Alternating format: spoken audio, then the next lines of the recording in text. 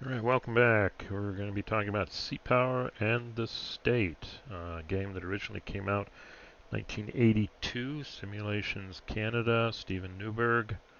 Here's the original box art here, and it is in the process of being reprinted by Compass Games with Steven Newberg's assistance here for a new version, hopefully out soon because I'm standing by to grab it too.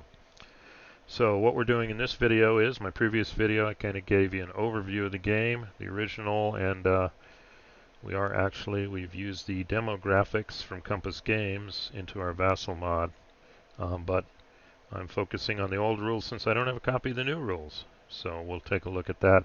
Today I want to take a look at those new rules and put some of them through their paces, start getting a feel for the game and the game mechanics before hopefully ending up doing a playthrough. And speaking of the rules, the original rules, this is their original cover. I remember this. And yeah, I used to own the game, sold it, all my games to a friend when I moved out of Charleston, got out of the Navy, and he graciously photocopied everything for me so I can still do this game virtually. And this is the original cover here we see. And it's through 1984 to 1994. The scenario we have up is 1984. The game was made in 1982, so they did do a little projection on what the naval forces would look like 1982 and beyond. But it came in a little red book. Here's the red cover they had on it. And actually, quick look at the rules. I did show you in the last video, but you do see they started here with the back page. There's the 1982 copyright, and then they talked about intro, general course of play, and this scan is okay. And then we went through and talked about the playing aids, playing pieces. Only 15 pages, but like I said in the previous video, the info is a bit condensed, cut down, etc. So for this review, what I'm going to leverage is I took notes on it here, so we're going to take a look at it through the notes, okay? And if we need to, we'll refer back to the rules if we need to. And I also want to pull up my Vassal mod I made here. And again, I'll put my disclaimer here. I don't have any info on the new game, the reprint. I'm not a playtester or anything. So, but I did find on their website, and you saw in the previous video, they did have reasonable resolution graphics. And I compared the units and the map, and it's pretty much the same. So to make it look more visually appealing, I went ahead and updated my graphics to use what they're previewing out on the website. Again, disclaimer is this is in no way reflects their final product. I'm not affiliated with them, so I just like their graphics.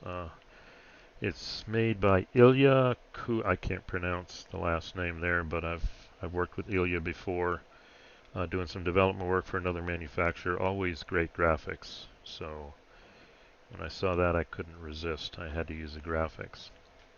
So let's go ahead and take a look at the game here. And I've got an outline of the rules here that I'm going to leverage to go through. And if we need to, I'll go through the original rules. And I first start out with the counters here, and they talk about the values. I'm kind of, I was in the Navy. I know the acronyms here. They called it anti-air, anti-S surface, and anti-underwater. Well, proper ones are AAW, ASUW. That's the one difference I have here. And then this is ASW. Not a big deal, but so let's take a look at an example. Let's use this one as our example. And we see this is a destroyer, guided missile destroyer with the G at the end. So that acronym is correct. And anti-air, 5.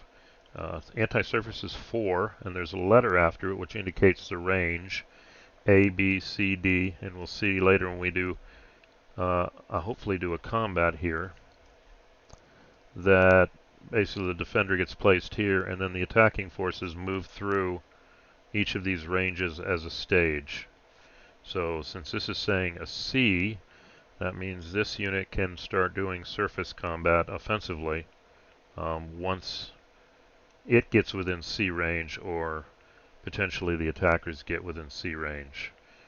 So that's what the C means.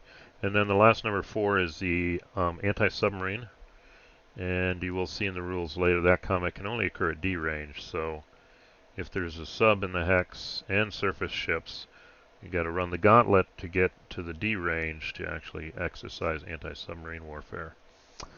Coming over to the left side, the top number on the top right is the electronic warfare. This is used for localization and also during initial combat. We'll see with surface and air to determine how much damage is done. So that's an important characteristic. And speaking of damage, the next number down on the right, the 4, is the defensive value. We'll see when we calculate combat results, we compare it to that 4 value to determine what's sunk and what's not. And the last number is the movement factor. So that's our surface ship. We come over here, let's look at this example. And again, I'd use the term, this is a nuclear ballistic missile submarine. SB is the term they use. The official term would be SSBN. This is a Russian SSBN. And we see it has no anti-air value, which makes sense. It has a 4D, and that's close range 10 nautical miles, which I would guess would correspond to a torpedo attack. That's about the right range. And then against other submarines, potentially it has a 3 value. This being a ballistic missile submarine, it's not designed to hunt other subs or ships. It's to stay hidden and be ready to launch when ready. It has a reasonable EW value, 6, making it a tad harder to localize and cause damage. It has a damage factor of 9 and a speed of 4, so it's a tad slower. And submarines moving too fast generate noise, so they do have a rule also that the EW value drops by 2 if a submerged or a submarine operates at 4 or faster. It's making a lot of noise, so we'll see that in the rules too. And you do see the nuclear symbol, which means it can stay at sea. Non-nuclear ships have to either return to port to replenish or be in a CV battle group, and we'll see that later too. So that's our sub. And then finally we need our air unit here, and let's see if we can find an example air unit. I think I got one here. Yeah. Here's an example. Well, here's 2 actually, and you do see in the case of these, makes sense, they're no anti-air. They're rather large aircraft here. 5C, 4D, they have surface warfare capability. They do have anti-submarine. You may use them for that. EW is not very high. Damage is not very high. And the range can vary from 3 to 8 from a base. Okay, so, and all nations have it. Some only have 1 or 2, but others have lots, so we keep track of them on this track here. So for example, there we go. There's probably a American here, 5C6, 34C, and they have 20 of them, and these are assigned each turn for air missions, or in the case of the Eastern Bloc, attack shipping routes. Okay, probably a P3 Orion in 1984, so that's what it is. Although it doesn't have good range. Only a range of 3.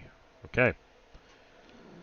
So enough about the counters. Let's talk about the sequence of play. First part of every turn is a conflict level determination.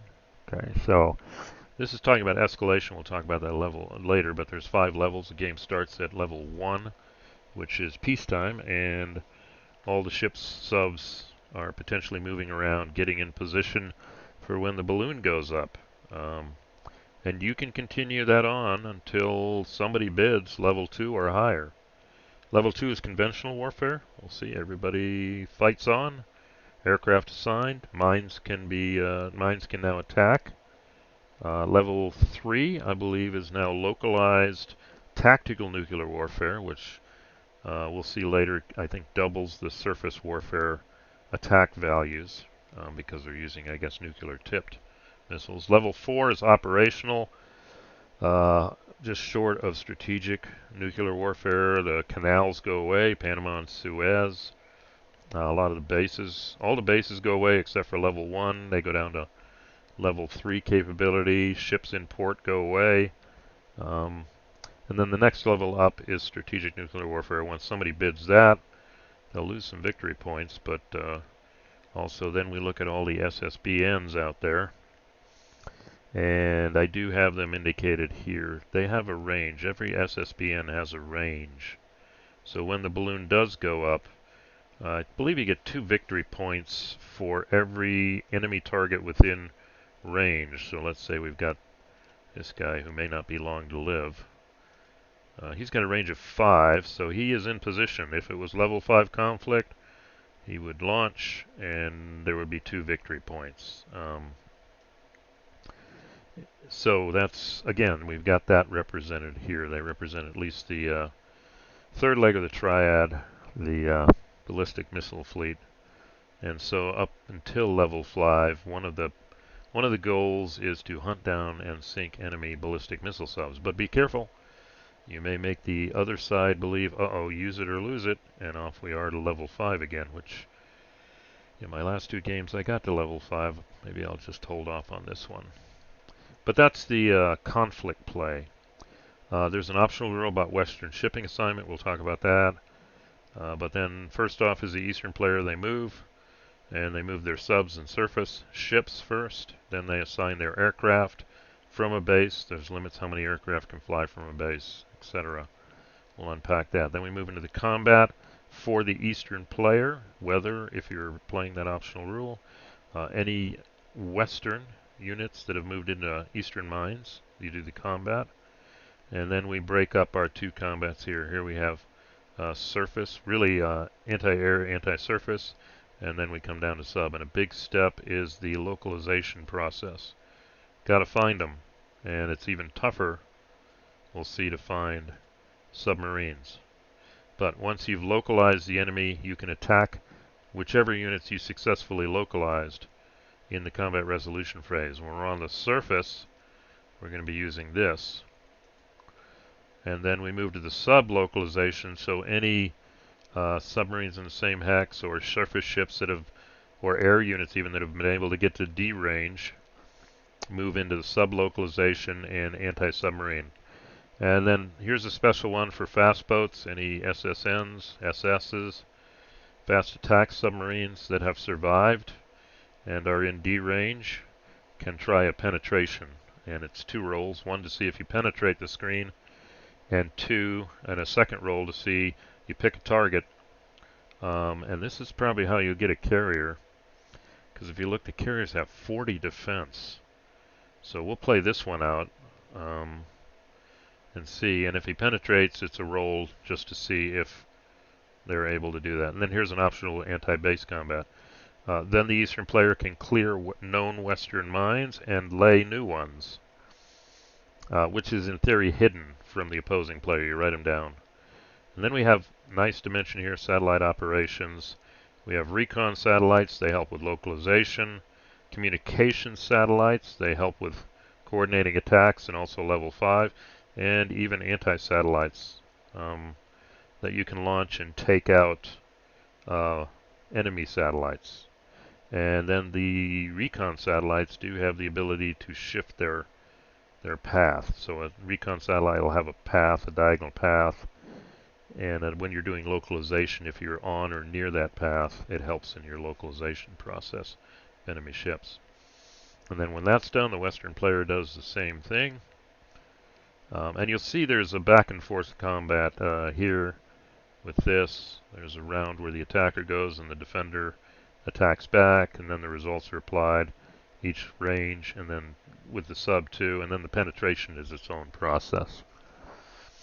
And then the end term phase. This is where we look at the shipping routes and determine if there's any losses. And that's in the Soviets' interest. They want to interdict these shipping routes. They want to sit on them with their surface ships and subs, which number 1 causes the loss of merchants and tankers, but number 2 reduces the Western player gets victory points for shipping routes that haven't been interdicted. And you'll see there's a certain level of eastern ships on this, it will determine whether it's interdicted or not.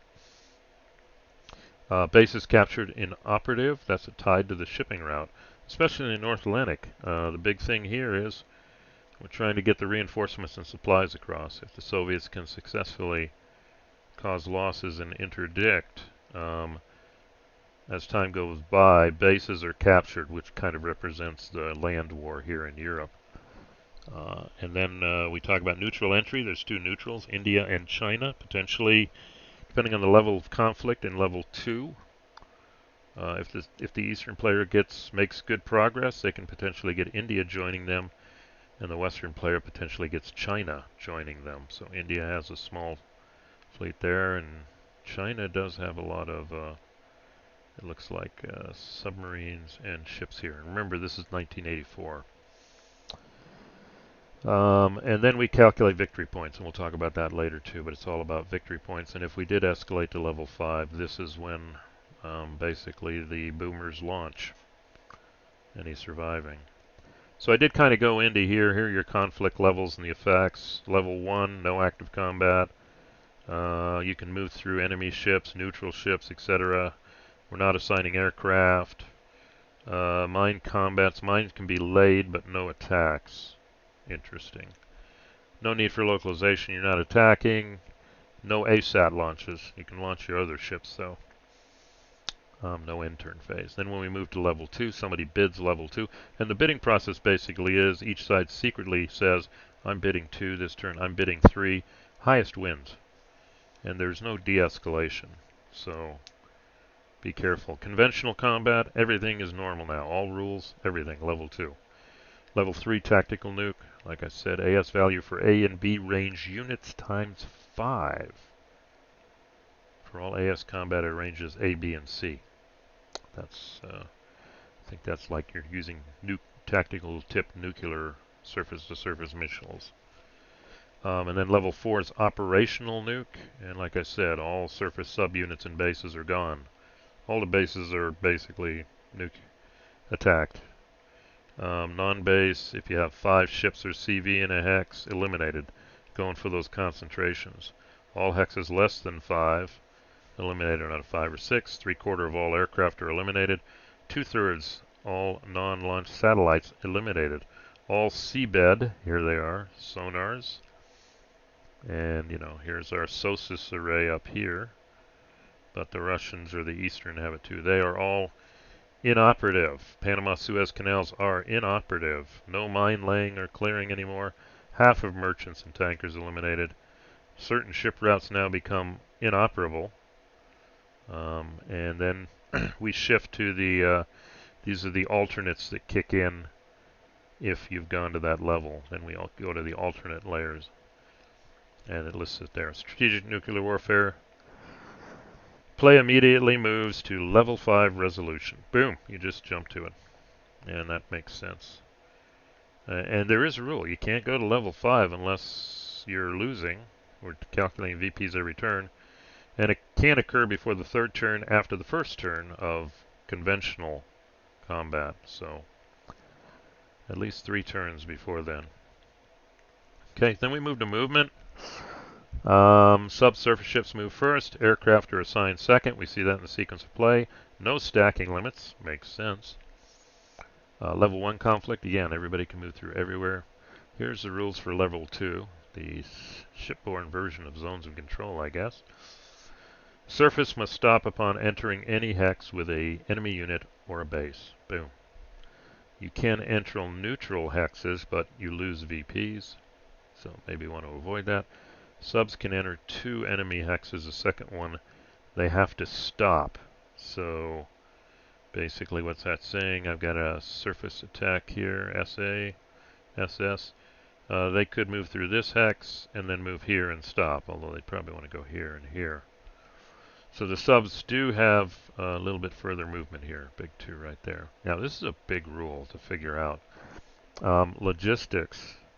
All non-nuclear units, and you do see the ones here, have to return to base.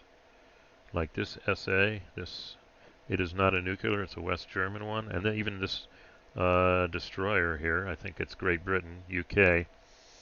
When it's the Western player turn during movement, they have to return to base to be resupplied. Now, a Class 1 base can resupply unlimited here, unlimited. So any ships can pull in and get unlimited. But a Class 2 base can only resupply 6 units, and a Class 3 base can only pull in 3 units. Okay. Now, if you're in a carrier battle group, okay, and your defensive is greater than 30, you can have 6 units you can resupply, maybe representing oilers, tankers, etc. If you're one with less than 30, I think that's the French guys, amongst other things. Let's see, the French have one. Yeah, there we've got a French have a carrier there, and its defensive value is 16. So that means any other ships traveling with it, 3 units. It can resupply 3 units, including itself. So that would be 2 other units it could resupply. Here we got a CV, but that one's 39. Yep, that's greater. So that one can resupply up to 6 units. It has to include itself. But we're going to see, of course, a nuclear carrier. I think we got one out here. Nope. I think the big ones are in port. Sorry, hard to see here. Thought I had a CV here. Well, if you have a nuclear-powered carrier, maybe they're in Norfolk. Let's see what I got here. Nope, sub-base. There we go. On the end, we got a CVN. The second one from the left, it's got 50, so it can resupply 6 units. And because it's nuclear-powered, it doesn't count against that 6, so it can be 6 other units. But the carrier next to it is conventionally powered, but it's still over 30. It can do 6 units, but it has to include itself, so it's 5 other units. Okay, I believe the Nuke 50As are Nimitz class. Is my guess. So that's a big concern. Nuke CVs don't count, and at the end of movement, if you're overstacked, more units than the CV can supply or the base, or can't supply, eliminate. That is drastic. Okay, so that's a big concern there. Okay, this is a good rule too, decoying. If I've got, remember I can't move through enemy ships per se, but if I wanted to, like let's say here, these ships can't get out of here because there's a Japanese destroyer, but more importantly, there's a level 1 Western base, Japanese. So that would pretty much plug the hole, but they can decoy. Equal number of friendly subsurface as enemy subsurface and base. So, you know, if this was by itself, they'd need 1 ship and then everybody else could go through it. But because there's a base there, that counts as 4. So if they put 4 units here, then any other units after that can pass through. Okay. If they wanted to get down here into these shipping lanes, possibly. Here we see a big Soviet sub-base, but these can potentially go around or do the one and go. Okay. But here's so that's a way to get around enemy ships or through them. Not allowed if the hex is mined, of course. You hit a hex at the enemy's mine, boom, you're done. Got to resolve it. Canals, Panama and Suez, non-CV units can transit for 2 extra movement points. And remember, they go away in operational. And of course, no surface or sub can go on land. Aircraft, they have a range, and you assign them. And a Class 1 base, you can have unlimited number of aircraft.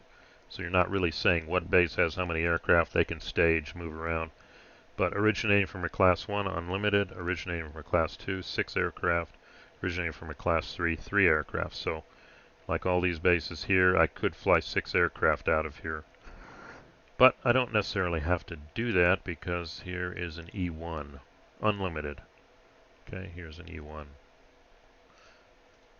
So that's the aircraft, and all at the end of phase, all aircraft that survive, whatever they do that turn, and they return to base, and we adjust the point tracker or however many they are. Nation aircraft only fly from their own nation, except for the U.S. and Soviet. U.S. can fly from any Western base. Soviets can fly from any Eastern base. India, China, and captured bases in Europe. We'll see. The Soviets can fly one. May not trace route through enemy base, CV, carrier, or land target. Good to know. So, yeah, these are subs, so I could trace an air route through here. But I can't trace it through an enemy base. So, if we look at Japan, yep, it looks like there's, yeah, no way out here. Can't trace it through, they'd have to come around here. So there are ways out. Here's your opening here. This one's stuck. So that's, or an enemy carrier would do it too. Or land target. I'm assuming they're looking at these hexes right here. These type of hexes. Okay. Speaking of hexes, I mean, this is C. This is C also, but this is a shelf hex. And you will see on the west coast, on the east coast, yeah, here's the continental shelf. And that's the only place you can lay mines on shelf hexes. Makes sense, otherwise it just goes to the bottom and doesn't really do anything. And nuclear submarines operating in shelf hexes have their EW value, I believe, reduced by 1, which also makes sense. Map edges cannot go into Antarctica, but you can transit from this hex, and they give the hex you end up on the other side here to the other side. And you can end up in the ice cap under the North Pole. Only subs can do that, and aircraft can be assigned, and that's what these numbers here correspond to. So a big event here is localization. How do you identify your enemy? May only attack localized enemy. That makes sense. Aircraft and bases are always considered localized, subject to attack. Localization of enemy units is done in hexes that you're stacked with or they're on your bases. And you do see the surface localization is done first. And then depending on the results of that process, combat, etc., you could be in position then to localize the submarines. And the process is here, pretty straightforward. And you actually do see it here. Here's another reassuring thing. This is the new map. And you'll see the process is the same as in the original rules here. Total the electronic warfare value of all friendly units, plus any RSATs and any seabed sonars. They add, depending on how close you are. This adds. Friendly units and bases. Bases are pretty awesome too if you move into an enemy base hex. If I was trying to localize, look at that, 40, 20, 10, that's pretty high up. So you're probably going to get localized if you move into an enemy base hex and then they turn around and want to attack you. But you add them all together and roll 1d6 for randomization. Then you subtract the highest enemy electronic warfare in the hex and it with 1d6. And then you do that difference and divide it by 2. And that's the number of units detected for that. And remember, you do surface, so you only talk about that. And then you do submarine. And we do see it says the same thing here. Total applicable phasing EW. Now you got to remember to throw in sonobuoys, or not sonobuoys, the seabed sonars, SOSUS array, whatever. And if there's an RSAT in the area. And then subtract the highest non-phasing plus a die roll. Divide by 2, and that's how many, starting with the lowest EW value unit and then moving up. Owning player's choice if there's a tie here. There are some limits to this. SB units, boomers, they pretty much operate on their own. SSBNs never add value for if you're doing offensive localization.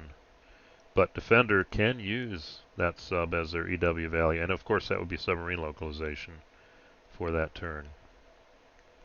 And if you do choose to use an SSBN to actually attack in your turn, it's automatically localized for the next phase for the player. So I'm not going to use these as hunter killers if I don't have to. Another interesting rule representing those fishing trawlers potentially and submarines on the Soviet side. First turn level 2, 5 conflict CVs, Western carriers are considered localized. Okay. If an Eastern fast attack moves in a hex during movement segment. And then subs who move 4 or more hexes, EW reduced by 2. Don't go fast. You got to note it. And if a nuclear submarine is in a shelf hex, like I just showed you, EW minus 1. And then friendly bases add 2, and we see this on these example counters too that they put here. Class 1 base, 60, 30, 10, I think it is. So, oh wait, EW, 40, 20, 10, top right, 40, 20, 10. And then there are stats. If you're on a track, you get a +5. This is for surface, not sub. Adjacent +4, 2 hexes off the track, 3, 4. Eastern similar, except you reduce it by 1. On the RSAT track +4, etc. Cumulative for multiple satellites. And seabed sonars. If you're on a seabed sonar, +3. And this applies to both because the sonars can detect surface. And adjacent +1. Okay. So that's the localization process. Let's take an example here. I don't know. Maybe it's, let's do this. So let's see. So the CV is automatically localized here potentially if, yep, there's a SS. You see the fast boat there for the Soviets, but they've also got one of their carriers in that hex, probably visiting Egypt, and that looks like a Nimitz class. So let's say the Soviets, for whatever crazy reason, want to attack. I would say they'd still have to localize. Well, I don't. It just says the CV, so that would be a question. But let's see what we got here. Western CV. Do I have one here? Yep, another Western CV. So let's use this one as an example. If the Soviets are trying to localize, following the process here, you would add the 7 and 3 is 10. So let's see if I can do this here. Hold on. Total EW value of all friendly units, and 1d6, and then the highest enemy EW. So let's look at the highest enemy here. It's a 4. Okay. So in this case, we would do 7 and 3 is 10, and we'd roll 1d6. So that gives us 14. Okay. And then we'd come over, and we'd subtract from it the highest EW valued unit there, which is a 4, but we roll 1d6, so we got 14 minus, wow, 9 is 5. So that's a 5, and then you half it, dropping fractions. So that takes us down to a 2. So I would, and then we pick the lowest ones, so 2 and 3. The destroyer and the cruiser would be localized, and I'm not worrying about the carrier because in theory the first turn it's localized. But let's say this wasn't the first turn, then only the cruiser and the destroyer, the screen, only the screen is localized. That's all the Soviets can attack. Okay, so that's an example of that localization. Let's try some sub-localization here, and we see over here we have a Russian non-nuke, or an Eastern non-nuke SS, I would call it, or submarine, fast attack submarine. And the Western Allies want to localize it. It does have a 6C range, so potentially as they closed, it does have the opportunity to attack at C range, but then they move to D range. Well, first you do localization before you do combat. So we combine the EW values, 3, 5, 8. And let's see, we'll come down here and look at sub-localization just to make sure I'm doing it right.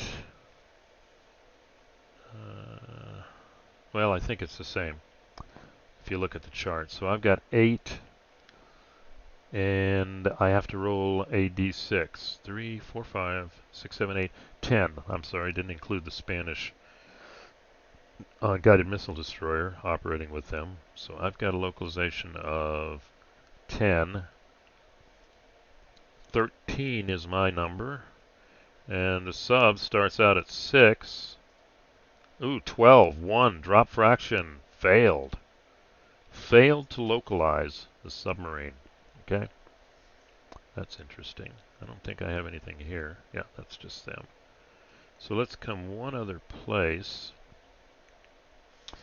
Let's say they want to desperately localize that Russian attack boat or boats. So their value is 3, 4, and 3 again. Let's see, that's 7, that's 10, 11, but the Russian is 6, 11. No localization. Again, they did not find it, okay? Now, it's entirely possible to help them. They could have brought in some, I'll just do it from here.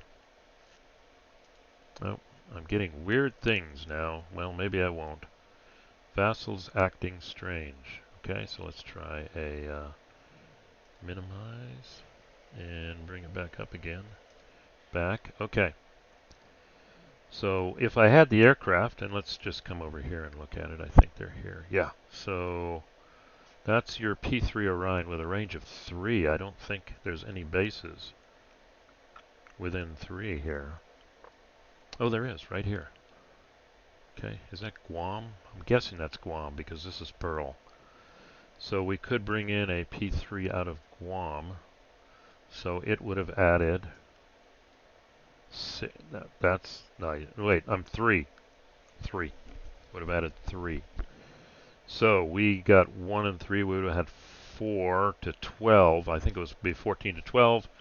It gives you a 2. Half of 2 is 1. We would have localized the submarine, which then means we could go through combat with it. Okay? So that's some examples of localization, and you can't attack anything unless you localize it, right? So, moving on here, I think I'll keep going. We're past the 30-minute, but let's go ahead and finish this here. So then we talk about anti-air, anti-surface combat. Okay, it starts at range A, and anti-air resolution. Basically, it's the defenders responding to it. Let me see if I've got some. I think it's nope. I don't know why it's doing this to me. There we go. So let's minimize. I may have to give this more memory. Okay. So let's say we've got our localized. This carrier is localized here. So let's say the Russians assigned Flight of the Vampires here, some bombers. Let's say 4, okay, just for the heck of it. And let's clear the marked move. I'm going to have to do something about that. But if I read this right, then we'll do localization, and this definitely increases their odds of localization, so we'll assume they've found them all out. So what we'll do is we'll go to the combat map, and we would move these guys here,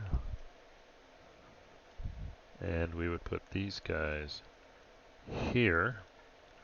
And there, I do have a counter for, this is where the battle is, but we'll figure it out later. So the way combat would occur, now we're on the battle board. And the first thing to do is anti-air resolution, non-phasing player bases, localized CVs must attack. Okay, so we'd look at this. And again, only localized carriers. This is 200 nautical miles, so that represents the carrier air wing. I believe a bunch of F-14s located armed with Phoenix missiles. So only they are attacking here, 27. And notice as it gets closer, you now can include carriers, helicopter carriers. That's your battleship, your Kirov, or your U.S. battleships repurposed. And guided missile cruisers can start attacking at B. And now once you get to C range, and you can attack with all of them, okay? So, here, the only thing that can attack them is the carrier, representing the carrier air wing. And the way we resolve this is, we're at here, Okay, so let's see. I have another game chart that would show this, but let's look at the resolution here. Here, do I have? Okay, hold on. Thought I listed it here. Hold on. Here it is. AA combat. Interesting way the rules did it. This kind of is the overview, and then we come down. Mandatory non-phasing player is the attacker. Okay, that's all you're doing. You're trying to shoot down stuff before it gets too close. Defender, total EW units. Okay, attacker, total anti-air bases, units, and heck, and 1d6. So if we look at this, we take the carrier's 27 because we're at the A range. And then we have to roll 1d6. So that's a nice number. 27 and 4 is 31. So that's 31. Defender total EW of units. Subtract. Notice all of them. Okay, so I got 31. They are 16. 31 from 16 is 15. That's a nice round number. And then you evenly apply it to the defensive value. Okay. Attacker chooses defending units to a limb total of defender values equal to or less than. Like if I'd rolled a 14, I could only eliminate 2. But the carrier air wing in this case successfully takes out 3 of these for 15. So that whittles the attack down, and notice this is a 10B. He can't do anything yet. So that's the range A. We did anti-air, and then we do any A range units can do anti-surface. There are none. Okay, so that range A is done. Okay, the anti-air, because we had a CV, was able to project the carrier air group, take out a lot of these. I think they're backfires, probably bombers. So they've whittled down that attack. So then we go to the B range. Okay, or we can break off. Okay, but we're not. We're going to press on, which doesn't bode well for this guy. Or I could say this guy breaks off not to lose it, but we'll leave it there. And then again, now we can use CV, CH, BG, and CG units. Well, we do have a CG in there with a 6, so that goes to 33. Should have broke off, to be honest. And wait, I'm sorry. This is a 16A. Stop. I'm bad. So this one gets to do an attack and then run like heck. He's going to dump his air-to-surface missiles. My bad. And so we'll leave him here. We haven't resolved this. So 16. Now we do anti-surface combat. And it's similar to, all of them are similar to this combat here. So we total attacker anti-surface, which is 16. And we add 1d6. And we get a 6. That's nice. So 16 and 6 is 22. Total EW from attacker, 22 to 7, 10. That leaves 12. I don't think we... That's it. And then we eliminate units. So if I did that right, that's 22 minus 10 is 12. So, can't touch the carrier. It's 40. I can take out the cruiser if I wanted with a 9. And with a 12, I can't take out both of them. If I had one more hit, I could have taken out the screen. But if anything, I'll take out the cruiser. It's the biggest value unit. Okay. And actually, at the end of this phase, this guy breaks off, and this guy moves in. Okay. So, and the goal here is actually stripping the support for the carrier here. So now we're at the B range. There's no anti-air. And these cannot attack this yet. You can only attack that at D range. But this does have submarine-launched surface missiles, however you want to call it. 10B, we're in the B range. So this one can attack again. So again, it's 1d6, 10 plus 1d6, 11. Not very great. And then it's 11 versus 6. So 11 minus 6 is, I can't do math now, 5. Okay? And if I've done this right, that means you have successfully stripped away this. All right. Now, the carrier still has this. So what happens next is he moves here. There's nothing this guy can do at this range yet. Okay. Which I wonder about with S3 Vikings, but this is what I'm running the rules as. And then finally this use here. And he's going for the penetration.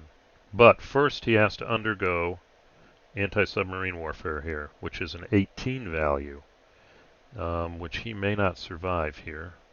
Let's see. I wonder if I can pull up game charts. Good, that didn't go. So let's look at these formula charts and see if they're matching up. There it is. AA, AS, and AU. Total applicable value of attackers plus a die roll. Subtract EW. Notice no die roll. Result is equal to maximum total defensive units eliminated. Specific units eliminated player's choice. So there's a good chance. I mean, the carrier does have a lot of, anti-submarine helicopters, S3 Vikings, although I wish I could project further than 10 nautical miles, unless I'm interpreting the rules wrong. But they have an 18, 19. 19 minus 6 is 13. Actually, this kind of looks like hopeless here. So this may not be the best thing to do. You may want to attack with more fast attacks, but the carrier is going to take this out. I don't see any case where the carrier couldn't. We're already at 18 minus 6 is 13. 18 minus 6 is 12. And then they're at least going to get to 13, so that's going to go down. Okay. So probably not penetrate, going to sink, but some losses have been taken. Now, let's say for whatever reason it did penetrate successfully. And the way penetration rolls, and we could say maybe there's another unit here. Okay. So if we're doing a penetration attack, the unit has closed to D range the submarine, and this is only a fast attack, SA unit, an SS or an SSN. It's penetrated. So the first thing it's got to roll for is to say, does it penetrate the screen of the enemy ships, any that are present? On a 1 to 4, U.S. units do. On a 1 to 3, all others. Okay. But if you roll a 6, the screen took it out. So you'd roll 1 die. And in this case, it wouldn't penetrate as the Russians. If it was a U.S. one, it would have. But in this case, it would have penetrated. So once it's penetrated, it can pick its target. And of course, it's going to pick the carrier. And that's good. It's got an EW value of 3. This is where it can be dangerous. The sub is in the screen. It's penetrated. It's overcome the anti-submarine warfare capability and whatever, the screen passing through the screen. And then the next thing you roll, submarine penetration. Let's see. Each successful may attack any one opposing unit. Roll 1 die each and add to applicable attacking value. If the result is equal to or greater than EW value of defender, it's eliminated. And add to it. So the attacking value here, this is where I get a little tough. Is it really 10? That's pretty... and that's going to blow away the EW value if I believe it here. So it's going to go down. Okay, so... But you did see, I mean, this ASW value is probably going to stop it from penetrating. So let's check if I've got penetration in here. Sub-penetration. Optional conduct. Penetration attacks any surviving SA. Each successful penetration SA make 1 penetration attack. Penetration attack against any enemy unit in hex, even if not localized. That's pretty awesome. Only 1 SA per 1 enemy unit. Roll 1d6. Penetration 6 eliminated. That's what I talked about. Roll 1d6 and add to the SA AU or AS value compared to EW equal to or graded. Boom. So, yeah, if this gets in the screen with that 10 there and that EW a 3, it's going to go down. So don't let any fast attacks within your screen here. Okay. So I think this is good. We now have an example of combat here. This was a combined attack. Lost a lot of backfire bombers, but took out part of the screen. Then the submarine launched its surface-to-surface missiles and took out the rest of the screen. Then it closed, trying to go for that penetration attack.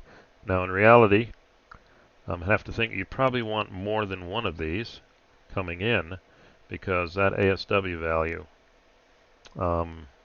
is basically going to take out the submarine. So, but if it did penetrate it, you do see with that low EW value on the carrier, there's, well, almost a positive chance you're going to get in and take it out here. Okay. So that was actually a good example of, we're seeing all the types of combat here: anti-air and anti-surface and anti-submarine. Okay, that's almost a game in itself. So, really quick, catching the rest of the rules. We did the sub-penetration here. Mine operations, clear, okay, and then it's when it's your turn during the mine ops phase, clear known enemy mines and lay mines, okay, and we do see this just limits both the Eastern player can lay 5 hexes per turn and clear 5 hexes per turn. Western player 2, okay. Any non-aircraft or SB unit, which tells me SS units can do it, and no opposing units in the hex. So if we had, let's see if I can get this to come up without going south here. Yeah. Normally you're gonna write where your mines are, but let's say, for example, I don't know, let's put a US mine here for whatever reason. I made little mine markers. So, or basically, let's say this guy goes to C, and if there's a Soviet mine here and no enemy Soviets that it's known about, it can clear it. By the same token, if it went to C here, it could lay one too. Now, in theory, this is hidden until it's noticed by, or a ship goes through it. They don't know about it. They can't clear it. So, and you can only do it on a shelf hex. Okay. 2 hexes, 5 hexes, only one mine here. So Soviets could lay one here too. Level 2, phasing player surface of sub moves into the hex. It's got to stop. So let's say this one inadvertently moves in here, and the U.S. player then says, "Hey, there's a mine there. Stop. There's not that 2 thing for submarines anymore. Stop. You're in a mine hex." And the results are surface 1d6 greater than or equal to EW value it's sunk. Sub, it's 1d6 divided by 2. Okay, so even if I moved, let's say I rolled a 6 here, and I divide it by 2 to 3, the EW value is 5. Same here. It's going to be hard for mines to take out subs. Probably representative of the sonar. But let's say a Soviet surface ship moved here, which there aren't very many here, but let's say this guy moved here. And we'd look at this and we see, oh, okay, that's within play. Okay, we're just going to roll 1d6. 3. That's equal to. So that frigate unit would be, guided missile frigates, would be sunk by the mines. Again, this is part of the things that prevents solo play. Is one of the things is this mine here. I'll incorporate it and I'll just pretend I don't know they're there. But here's the other thing. This ship goes up in smoke, let's say, and then maybe this ship, I gotta move that move marker. This ship, wow, look at that. That's not very good. That ship's going down on anything. Holy smoke.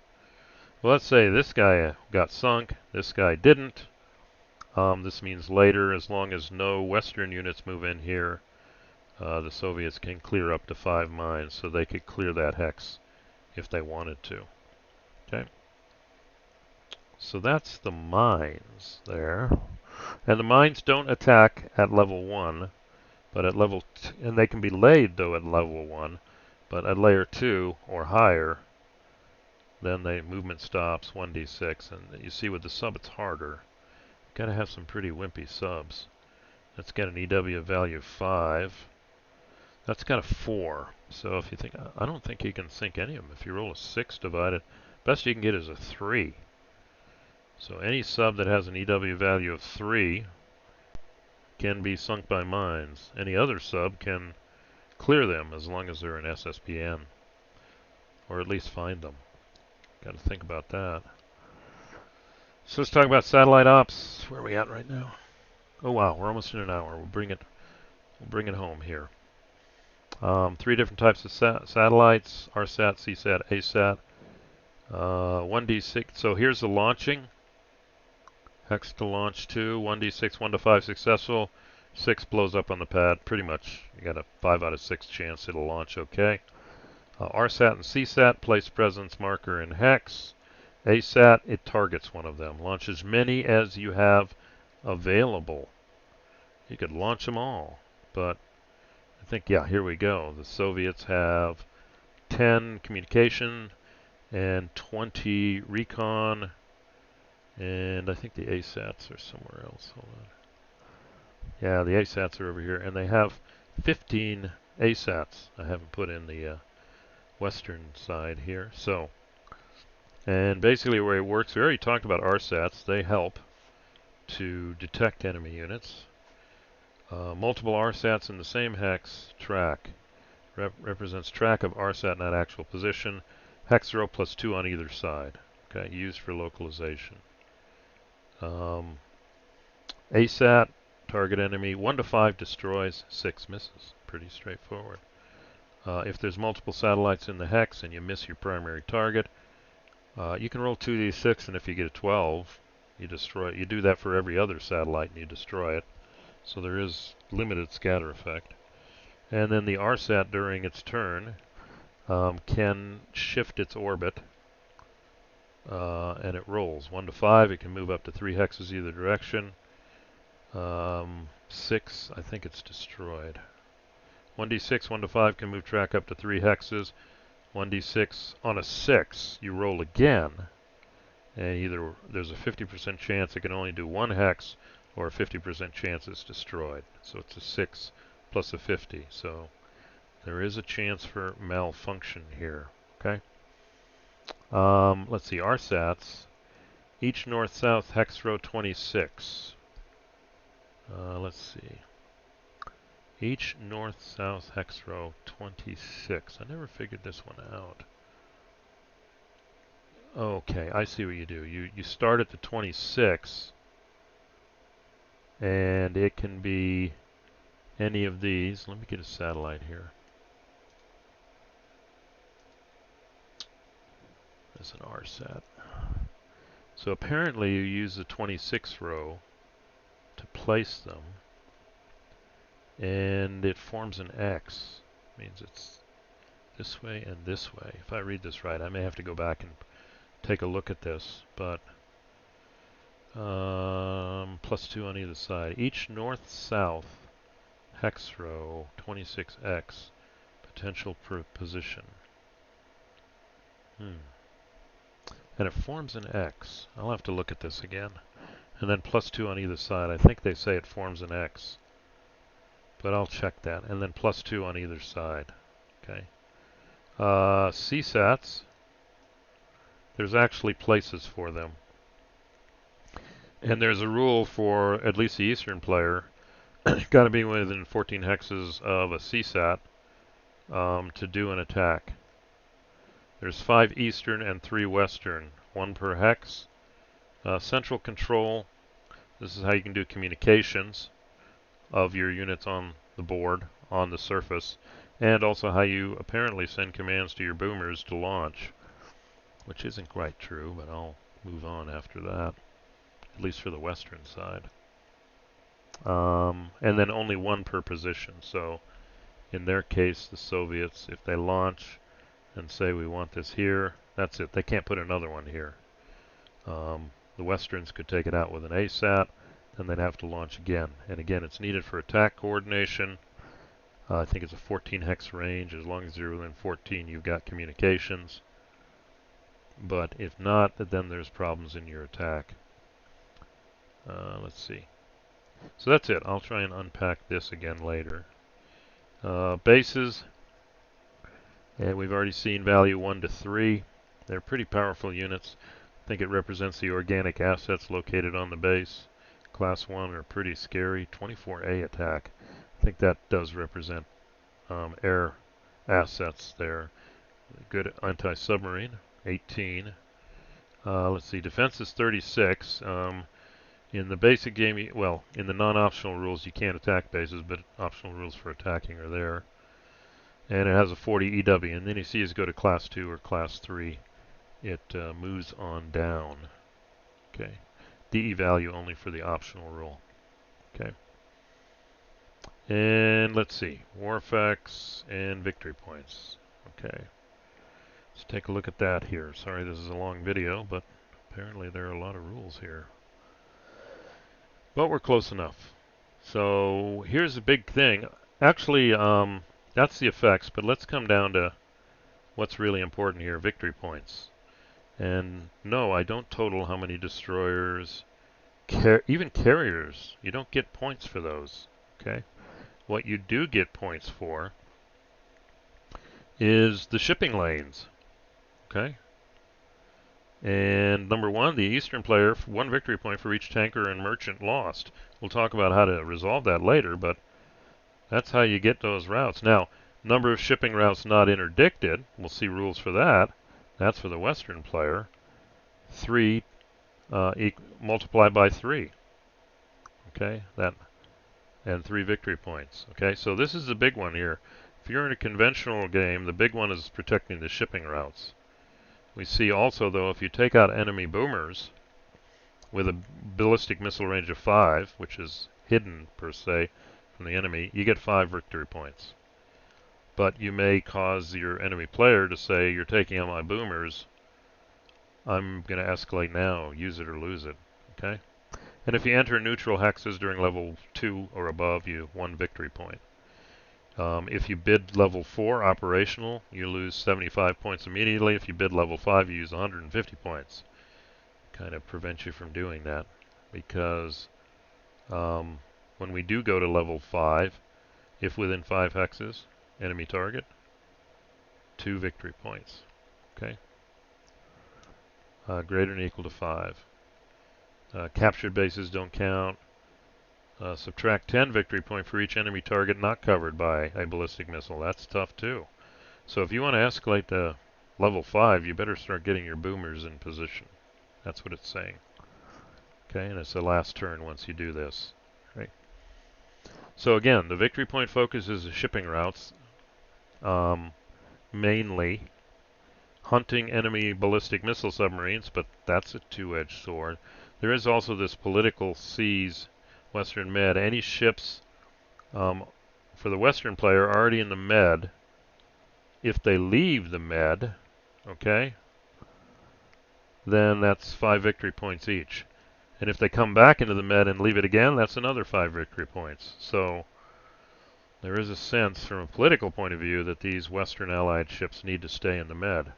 Now this applies for the Eastern to the Baltic, and they've got some reasonably good ships up here. Okay, and here's the marker for the Baltic Sea there. So again, they lose. Yeah, let's see. Western ships leave Med, 5 VP for a carrier, 1 VP for other. Okay, if re-enter, then lose points again. And I don't think they have a carrier here, do they? They may. Oh yeah, they do. They have a helicopter carrier and an actual carrier. For whatever reason, those left the Med without getting destroyed first.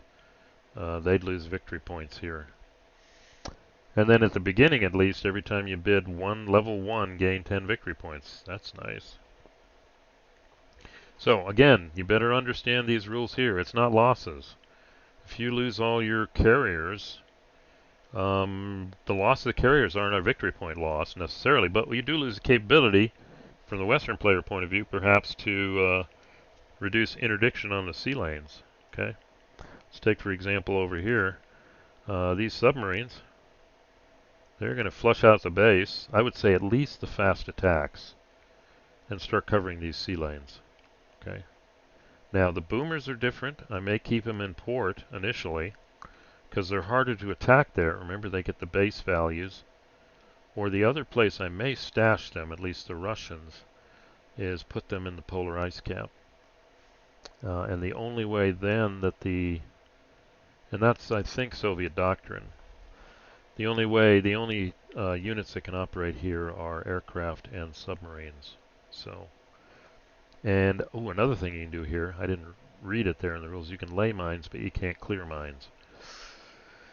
That could get crazy. But you did see submarines are somewhat more resistant to mines. Okay, but it's air and subunits only here. So they could run their ballistic missile submarines here out of their base, so it's not potentially under attack, and into the polar ice caps. But they can't launch, at least in 84 from there. They have to come out in case of a level 5 conflict according to these rules here.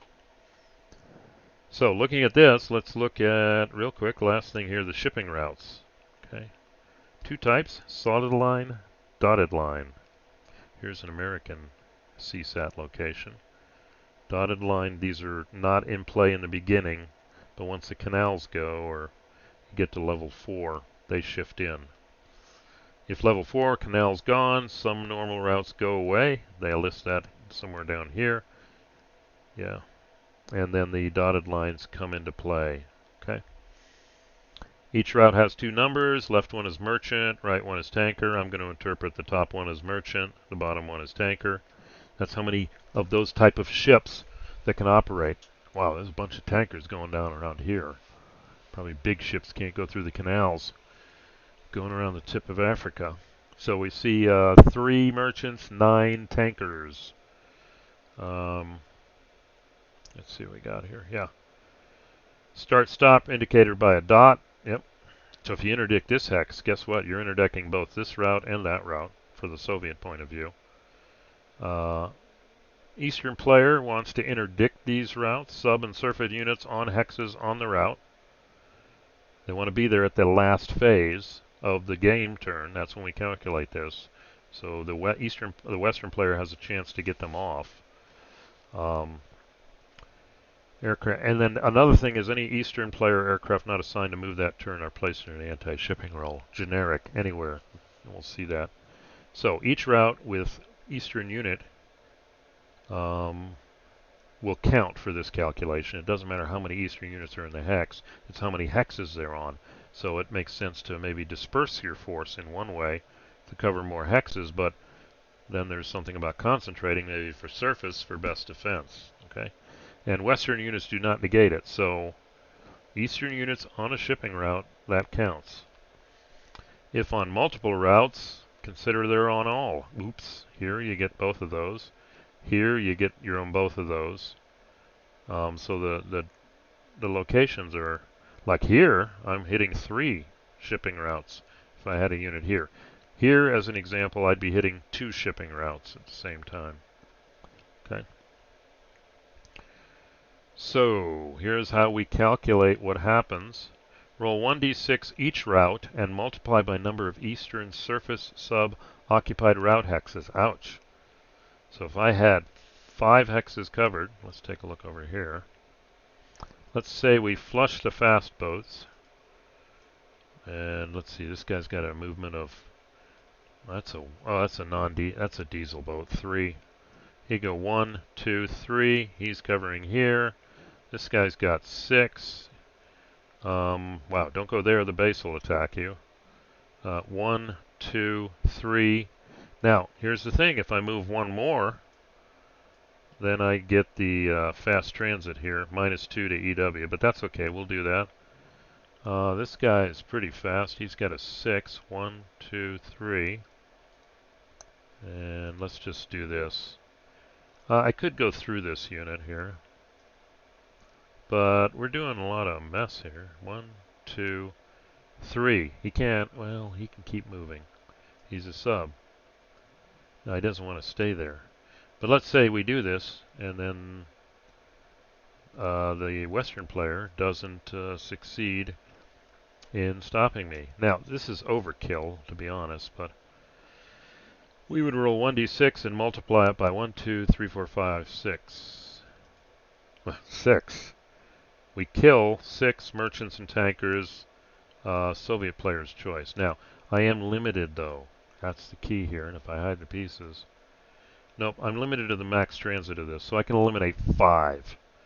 And actually, because I've maxed out, I'm going to do 5 merchants and 1 tanker. All right. So maybe that was a bit of overkill. I do a little calculation, but potentially in the U.S. turn, they've moved these fast boats to try and take these out. I would probably go for the, just looking at the EW values, 5, 6, 5, 5, 6. I would go for the 5 ones, maybe. And I've got a 6, so maybe I can localize them and take them out. Okay? So my goal would be to take these out in the Western player turn before this calculation occurs. And then you adjust the tracks for the number of losses, right? And we do see here starting 92 and 95.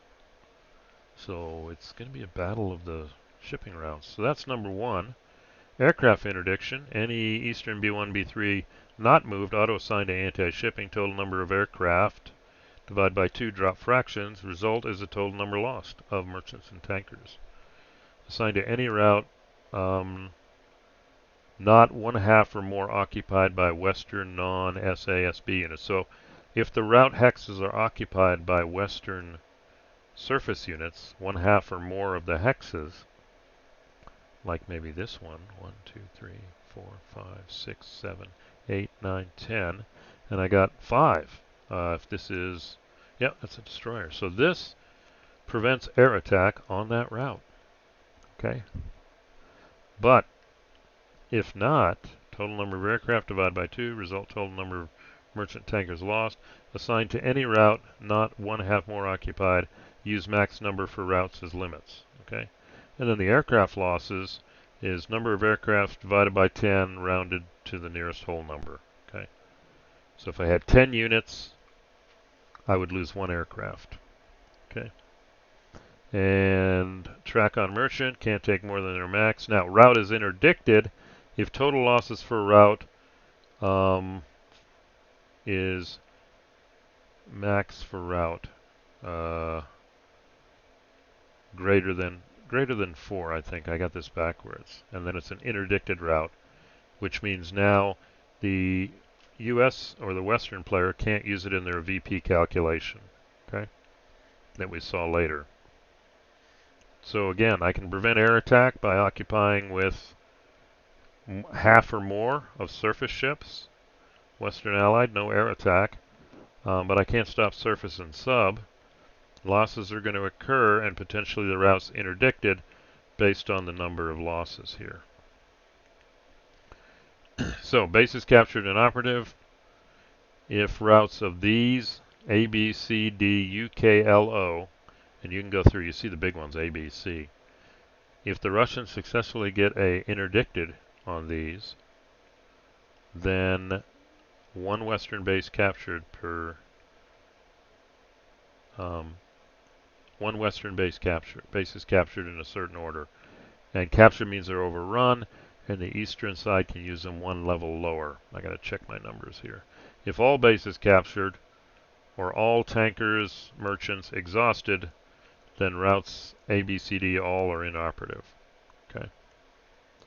Pacific, we look at those.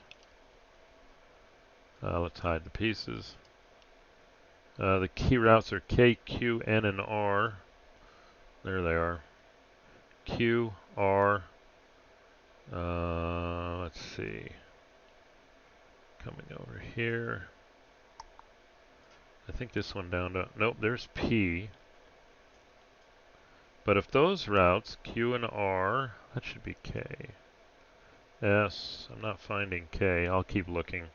Could be over here. Yep. There's N. I'll have to do some more looking here for K. But if those routes are interdicted, 1 Western base inoperative per 2 routes interdicted. So if they can interdict K and N, a base goes inoperative. Okay? And when it goes inoperative, neither player can use this. Okay? I think this one is per 3 routes. Let me check this here. Yeah, this should be per 1 Western base captured per 3 routes. I use bad terminology here. I'll check that out. So, you got some work here. I mean, this is where the battle is. If all bases in op or merchant tankers exhausted, eliminated, then NQPRS are inoperative for rest of game. Okay, and then there's always marginal shipping here. And neutral nation. This is how they enter. First 5 turns, level 2 conflict. 4 or more Western bases captured. India goes east. China goes west. Otherwise, never. So if they want these people in play, the Soviets have to work fast. And then each of these, each turn, first through 5th turn of a level 2 conflict. Starting in the first turn of level 2 conflict, you roll at the end phase and see if any of these sue for peace. And they're out of the game. So looks like Netherlands will go first, maybe French. Now, never giving up are Germany, Japan, Australia, and US. Okay. But again, those units doing armistice or surrender, there's no victory points. So this is where the work is. You got to understand this. If you want to win the game, I mean, you've got to understand the combat, the tactical we saw, but you've also got to understand the big thing is the shipping routes, which is accurate. So you have to understand this here too. So, and that's the rules in a nutshell. So I think there's a lot here to think about, but it seems to be all about the shipping routes. Secondarily, protect the boomers, because they're each worth 5 VP. So that's another way to win here. And yeah, it's about getting units on the shipping routes and keeping the shipping routes clear. And hunting enemy ballistic missile submarines. So I think what I'll do for next one is, well, maybe I'll just play out the Mediterranean, one turn of the Mediterranean. The Soviets will move level 2 conflict. Let's say the balloon goes up and we'll see. Those ships all go here. We'll play out some combat. We can play that for a while. Another small chunk is playable. The next level up is the Pacific. I'll play that out too as we move towards actually fully playing out the game. So, I think that's enough for now. I've gone 1 hour and 17 minutes. More than enough time here. So I will end this video here. And as we play, I may have done some confusing. Some of these aren't as clear as we thought. And I'll play them out here. And I'll hopefully get the next videos down to bite-sized chunks. But that's an overview of the original rules for Simulation Canada's Seapower in the State, using the new graphics from the Compass Games reprint. So hopefully that was informational. Please, any comments, questions, etc., please put them in the chat. If you like, please click like. If you made it to the end, well, please click subscribe, and I'll promise to get the next videos at a more bite-sized chunks here. But again, thanks for listening.